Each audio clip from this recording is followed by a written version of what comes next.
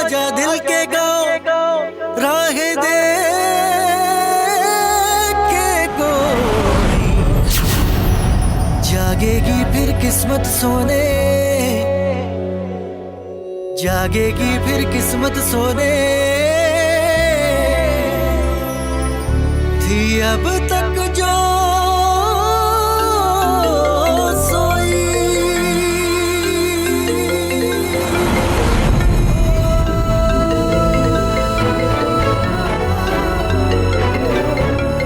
एक मिनट। হ্যাঁ বলো ইনকা। দীপ বলছি তুমি পৌঁছে গেছো? এই না না মানে জাস্ট পৌঁছালাম, বাড়ি অবধি ঢুকিনি, পাড়াতেই আছে। ও বাবা, এত এত আওয়াজ, এত আওয়াজ কিসের? আর বলো না, আমি এতদিন পর বিদেশ থেকে ফিরছি জেনে পুরো হুলস্থুল ব্যাপার, বাজনা টাজনা নিয়ে ওই কাণ্ড আর কি। ওয়াও, এটা তো দারুণ ব্যাপার। ইনকা ফোনটা দে তো, কথা বল। হ্যাঁ, শোনো না দীপ, বলছি মা একবার তোমার সাথে কথা বলতে চাইছে, আমি ফোনটা দিচ্ছি। হ্যাঁ মাকে। হ্যাঁ প্লিজ। এনো মা। হ্যালো দীপ। Hello auntie. কবে আসছো আমাদের বাড়িতে? এবার কিন্তু আর শুধু মুখে গল্প করলে চলবে না। আমার সুইট হার্ট কেমন চয়েস করেছে আমাকে তো দেখতে হবে সামনাসামনি। আন্টি এরপর তো আসা যাওয়া লেগেই থাকবে। ঝাপি, দাদা ভাই আসতে না আসতে কার সাথে তো কথা বলছিলাম তো? বাবা এসব ফোনে টোনে কথা পরে হবে, এবার ঘরে চলো, ভালো করে তো মুখখানাও দেখিনি এখনো না।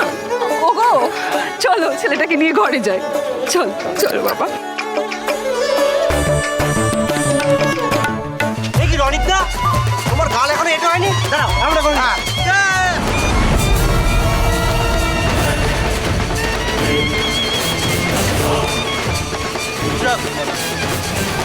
কি হলো? আচ্ছা তার কাটা তো ছাড় ছাড় নাচি। लड़ते लड़ते लड़े बढ़ते बढ़ते बढ़े,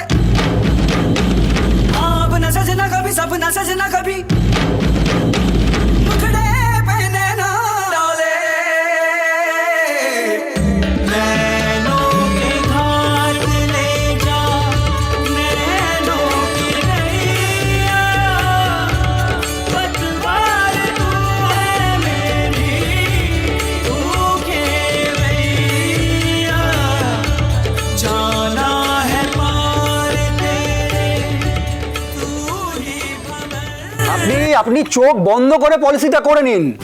শুনুন শুনুন, 18% সুদ কিন্তু আপনাকে কোনো পোস্ট অফিস, কোনো ব্যাংক দেবে না, বুঝেছেন? হ্যাঁ, আপনি যেটা করুন, আপনি ফর্মটা ফিল আপ করে রাখুন, আমি কাল সকালে গিয়ে টাকা নিয়ে আসবো। ওকে দাদা? ওকে ওকে। বাবা হুম, এই নাও তোমার দাড়ি কাটার ব্লেড আর এই যে 8 টাকা ফেরত এসেছে। ওটা রাখ, ওটা রাখ। আরে কই গো, আরে মুড়িটা দাও। ওটা কি পলিসি গো বাবা, তুমি সবাইকে করতে বলছো? এটা একটা দারুণ পলিসি রে, একটা নতুন চিটফান্ড কোম্পানি হয়েছে বুঝলি, এরা দুর্দান্ত ইন্টারেস্ট দিচ্ছে। আরে আমাদের পাড়ার লোকজন তো হুলিয়ে ইনভেস্ট করছে। ওই পালপাড়ার বিলাই আছে না, তুই চিনিস তো? ও তো আগে বুঝলি তো ওই সরকারি একটা বিমা ছিল, সেটার এজেন্ট ছিল, এখন সেটা ছেড়ে দিয়ে এই চিটফান্ড কোম্পানির এজেন্সি নিয়েছে। আরে কমিশন খেয়ে লালে লাল হয়ে যাচ্ছে। তো ওর সাথে আমার দেখা হলো, ওই আমাকে সব বোঝালো টোঝালো, তারপরে আমিও এই চিটফান্ডের এজেন্টশিপ নিয়ে নিয়েছি, বুঝেছিস? এদের স্কিমটা খারাপ না, আর এরা এত হারে ইন্টারেস্ট দিচ্ছে, মানে লোকজনকে কথা পারতে না পারতে লোকজন একদম টপার টপ সব করে ফেলছে। কিন্তু বাবা 18% সুদটা কেমন অ্যাবনর্মাল না? কি করে দিচ্ছে বলো দেখি? সে নিশ্চয়ই ওদের কোনো বিজনেস প্ল্যান আছে, নাহলে এমনি এমনি তার এত বড় কোম্পানি খুলে বসে নাই। তুমি শিওর তো বাবা? কোনো গন্ডগোল নাই তো? গন্ডগোল আছে আছে, গন্ডগোল আছে তোর। ও কেন? আমি আবার কি করলাম? বাপ সোহাগী মেয়ে তোমার, আমার কথার ভাব কি সইবে? তুমি বলো কি বলেছে পাড়ার লোকে? কে কি বললো আবার? আরে তুই মাঞ্চুকে না করে দিয়েছিস বলে ওই নিপা বৌদিরা তোর মাকে কথা শুনিয়েছে। ও ওদের কথা ছাড়ো তো, ওদের কথা আমাদের বাড়ির জলও গরম হয় না। দেখেছো দেখেছো কেমন কথা উড়িয়ে দিচ্ছে? তুই এরকম চোখ উল্টে থাকতে পারিস, কিন্তু আমাদের তো লোক সমাজে বাস করতে হয়। আচ্ছা বাবা, তোমরা তোমরা সবাই মিলে এমন আমার বিয়ে দেওয়া নিয়ে পাগল পাড়া হলে কেন? আমার কি বিয়ের বয়স একেবারে পেরিয়ে গেছে নাকি? পাড়ায় তো আরো অনেক মেয়েরা আছে, কই তাদের বাবা মায়েরা তো বিয়ে দেওয়ার জন্য এমন মাথা খাচ্ছে না? মারে, ওদের বাবাদের চাকরির নিশ্চিন্ত জীবন আছে, কিন্তু আমার তো এজেন্টশিপের ব্যাপার। আজ বিজনেস ভালো হলে ঘরে টাকা আছে, কাল যদি মার্কেট ডাউন হয়ে যায় কি হবে কে জানে। দুই মেয়ের বাপের জ্বালা যে কি তুই বুঝবি না তো কে বুঝবে বল। শোন, তোদের দুই বোনকে এক এক করে থিতু করে দিতে পারলে তবে আমরা নিশ্চিন্ত। এই জন্য বলেছিলাম বাবা টুকটুক করে জমাও। আগে থেকে জমালে এই চিন্তা আর থাকতো না। জমিয়েছি তো, মানে তোদের বিয়ের টাকা জমানো আছে, কিন্তু এই সংসার চালাতে গিয়ে যদি ওতে হাত পড়ে এই জন্যই তাড়াহুড়ো করছি। মা লক্ষ্মী আমার ঘরে এসেছে, ওকে আমি ধুমধাম করে বিয়ে দেবো, এ আমার অনেক দিনের স্বপ্ন রে। বোঝাও ওকে। পাকড়া গজিয়েছে মেয়ের। গত 2 বছরে 9 করে 7-8টা পাত্রকে না করে দিয়েছিস তুই। ওদের হ্যাঁ করতে যাব কোন দুঃখে? তোমাদের জামাই বিলেত ফেরত ছেলে। সবার কথা শুনতে হবে, বাড়িতে খেটে মরতে হবে। শোন না ঝাপি, তুই আমাকে বল তো, তুই ঠিক কেমন ছেলে চাস আমাকে একটু বল তো মা। বল আমি শুনি বল। পাত্র তো আমি বেছে রেখেছি বাবা, তোমাদেরও বলবো। তার আগে আমাকে একবার দীপ্তার সাথে কথা বলতে হবে। বল না মা, বল। আমায় 2 দিন সময় দাও বাবা, আমি তোমাদের জানাচ্ছি। ব্যাস, সুপ্রিয়া এসো। মেয়ে বলে দিয়েছে 2 দিনের মধ্যেও জানিয়ে দেবে। আর শুনে রাখো, এই 2 দিনের মধ্যে কিন্তু তুমি ওকে কোনো রকম বিরক্ত করবে না। বেশ, 2 দিন বাদে কিন্তু আমি কারো কথা শুনবো না, আমি বলে দিলাম। যে পাত্রকে আমার মনে ধরবে তার সাথে আমি ঘাট ধরে বিয়ে দিয়ে দেবো। হ্যাঁ, তাই করো। এই শোনো, এখন তুমি এই কুমড়োর ভকামটা রাখো তো। কেন? আমার মনে হচ্ছে একটু অ্যাসিড হয়েছে। আমার অ্যাসিড হলো কি করে? আরে সেরকম কিছু না, এই মুড়ি গালে দেবো আমি। আরে শোনো, শরীরটা খারাপ করলো কি হলো?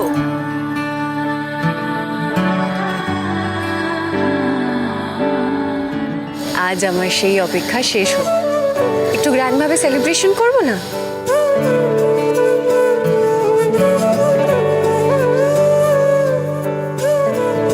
দীপ্তা তো আমায় কিছু বললো না।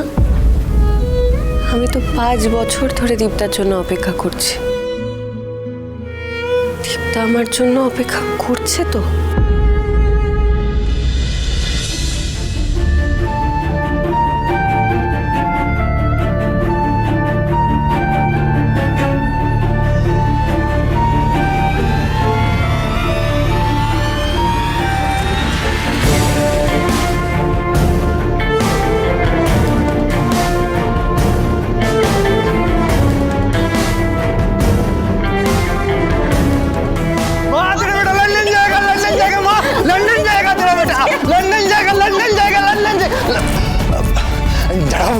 যাও পাসপোর্ট হয়ে যাচ্ছে।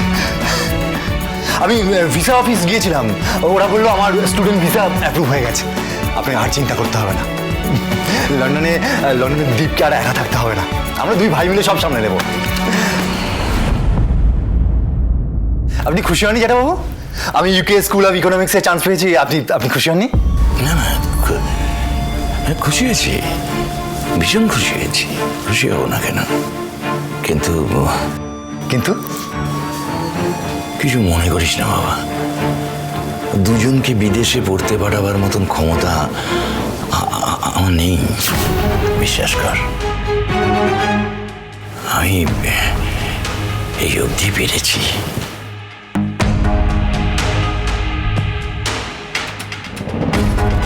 বৌমা, আমায় ক্ষমা করে দিও। ছিছি দাদা, হে আপনি কি বলছেন? আপনি এতদিন আমাদের জন্য যা করেছেন তার জন্য সারা জীবনের মতো আমি আপনার কাছে কেনা হয়ে গেছি দাদা। আর সেখানে আপনি ক্ষমা চাইছেন? আমি যাব না, এত কষ্ট করে চান্স পেলাম, আমি যাব না। চমকা সে চমকা হাওয়া মিষ্টি লক্ষ্মী চাপি।